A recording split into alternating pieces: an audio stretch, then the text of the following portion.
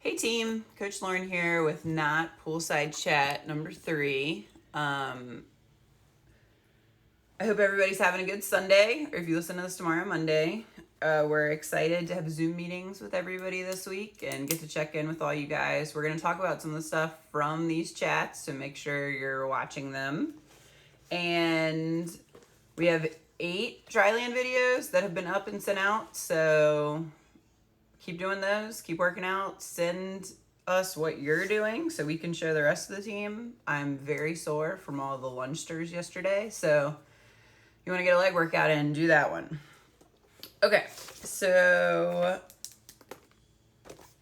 the next couple of chats are going to be on this book. It's called Mind Gym by Gary Mack. It's an awesome book, so feel free to get it and read the whole thing if you're interested. All right. 90% of the game is half mental.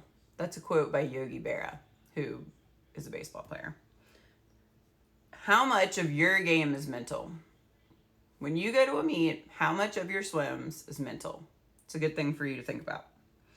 So when I use the word game in referring to this book, we're talking about swimming for you guys because this book is for all athletes. So it talks about football players, baseball players, swimmers, everybody. So we're just going to use game to describe whatever sport you're involved with.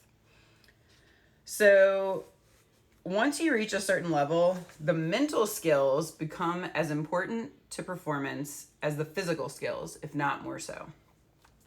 I want you to imagine yourself performing at your very best. Whatever your best swim you've ever done up to this point is, I want you to imagine it. Where are you? What time of day is it? What time of year? What are you wearing? Who is with you? Who is watching? What do you hear? So I want you to imagine yourself performing your best swim you've ever done right now.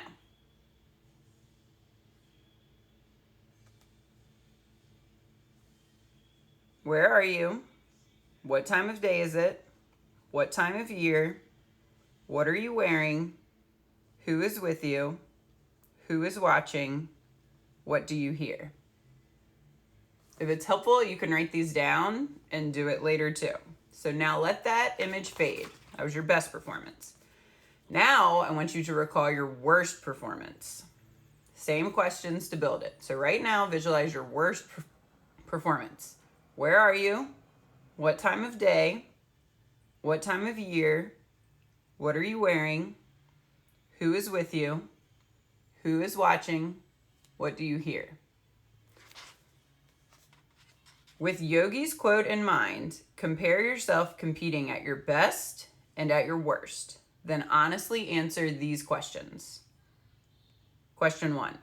What percentage difference in those performances had to do with your physical skills? Question 2. What percentage was mental? So the idea here is to look at when you're swimming really well, when you're swimming not as well, what's really the difference? If we have meets 1 month apart, are you in better shape? Are you stronger? Are you smarter? Probably not. It's probably mental. It's probably something to do with what's happening in your brain in association with those questions to build it. Okay, now I'm going to read a part to you. When working with a team of professional athletes, I have everyone in the clubhouse stand. I ask if the mental part of their performance was less than 10%. If so, I tell them to sit down. Those who think it was less than 20% are asked to take a seat. How about those of you I ask who think the mental game was less than 30%? Sit down. How about less than 40%? At 50%, at least half the room is still standing. Would you be standing too? If the answer is yes, if you believe the difference between your best and worst performance was, as Yogi said, at least 50% mental, then how much time do you spend on your mental game?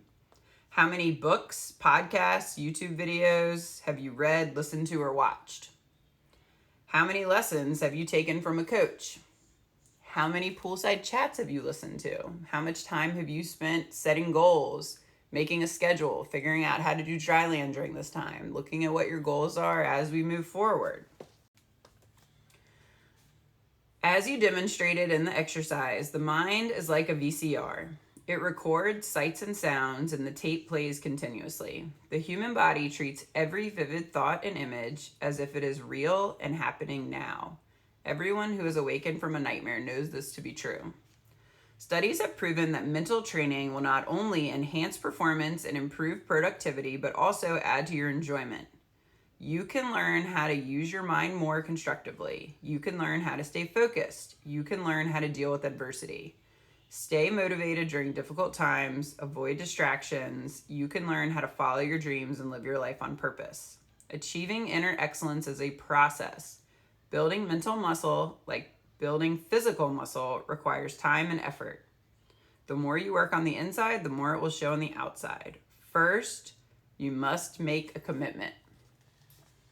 What you think affects how you feel and perform. Training your brain is as important as training your body. So, what can you commit to today to help train your brain? Think of something.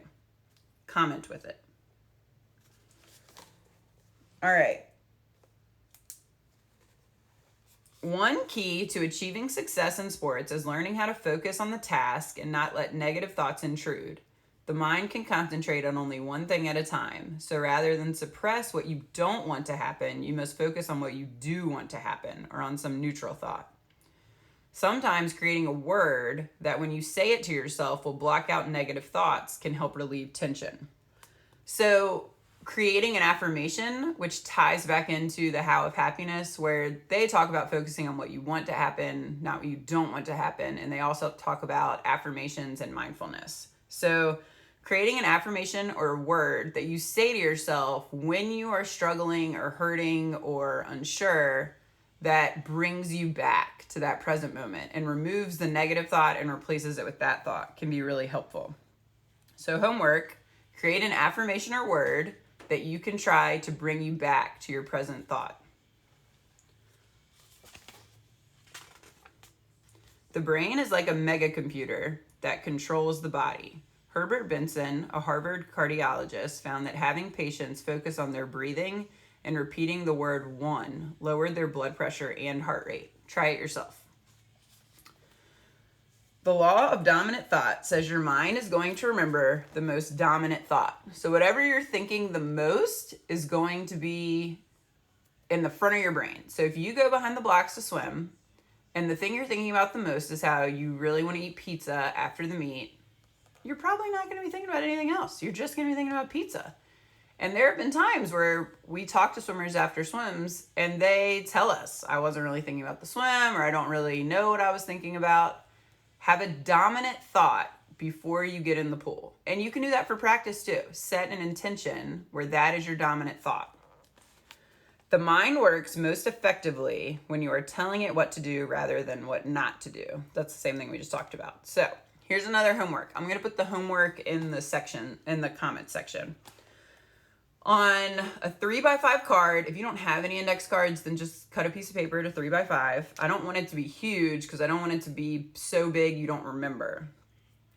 Write your personal keys to success on one side of the card and your performance keys to success on the other side.